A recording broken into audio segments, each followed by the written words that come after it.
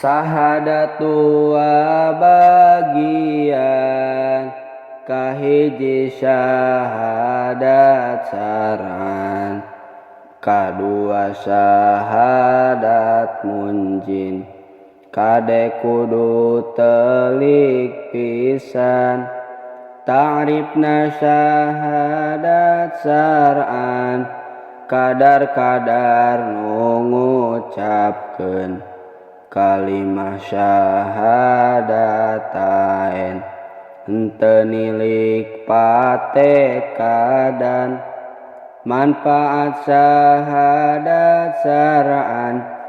bisa disebut mukminin, munggu hukum kadunyaan kaya halal pepencitan, halal ditikahkeunana kajalma anu Islamna,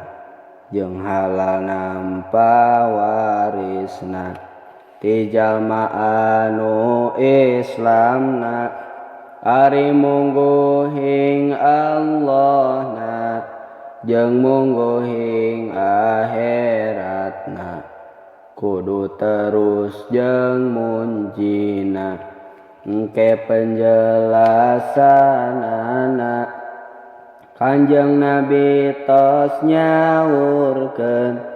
anjeun kudu ngahukuman ku zahirna caritaan jeung zahirna kalakuan, jeung teu kudu ngahukuman nu dina hate disimpen, dataya nu uningaeun salian ti zat pangeran. Lamun zahir kalakuan atawa dohir ucapan, aya anu ngabatalkeun nu disebut pamurtadan, batal syahadat syar'ana sanajan ngucapkeunana kana kecap syahadatna, laku ucap nu murtadna kaya asup ka gereja dibarengan ku ngahaja, atawa nyembah berhala kaya patung nu baheula. Ta'rifna syahadat munjin eta jalma nu ngucapkeun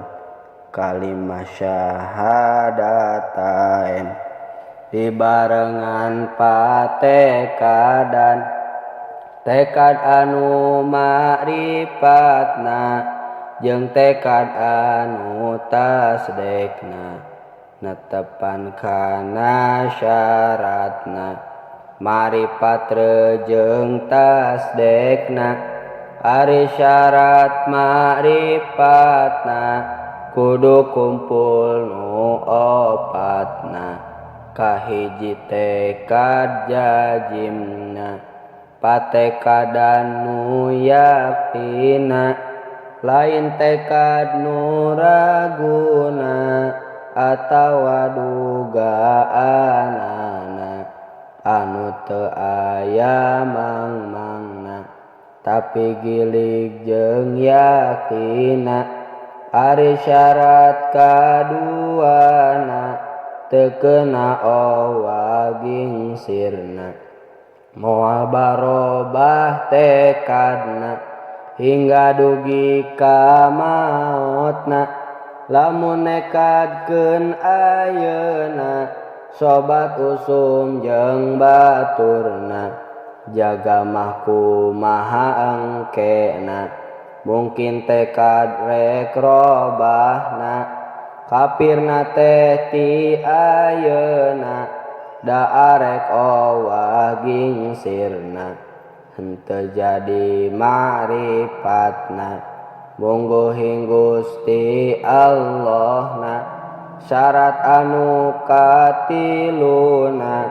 anu ditekadekeunana kudu akur jeung buktina henteu nyalahan sifatna sifat ceuk ahli sunnahna nu aya Quran hadisna teu salah metakeunana akur jeung aqaidna margi kitu diwajibkeun nu hayang syahadat munjin nyaho kana aqaidul iman bisi jeung aqaid nyalahan lamun jajim jeung tekadna yen Allah pangeranana yen Muhammad teh rasulna ngan teu akur jeung buktina Allah nu nyurupna badan bumi langit panyurupan didinya Allah nyicingan atawana dihijikeun eta tekad nyulayaan rejeng buktina pangeran da Allah henteu butuheun kana tempat pingancikeun nu kitu salah tekadna henteu akur jeung buktina henteu sah iman Islamna mungguhing Gusti Allahna syarat anu kaopatna kudu terang kana dalilna anu teu terang dalilna eta teu sah ma'rifatna eta ceuk Ibnu Arabi jeung pendapat Syekh Sanusi anapun ceuk Syekh Dasuki taya dalil ma'rifat jadi dalil kadar kawajiban lain syarat kamarifatan pikeun jalma nu kadugaeun kana dalilna mikirkeun kaduana syahadat munjin kudu tasdek nu ngucapkeun tasdek aya dua rukun kahiji rukun idzian eta ngakukeun ka Allah kuring mangeran ka Muhammad dinabian Muhammad teh rasul kuring rukun tasdek kaduana nyaeta kudu qabulna narima ajaranana ti Allah jeung ti rasulna muncan bisa ngalakonan tapi hate mah nampanan rumaos kalelepatan eta qabul sahna iman.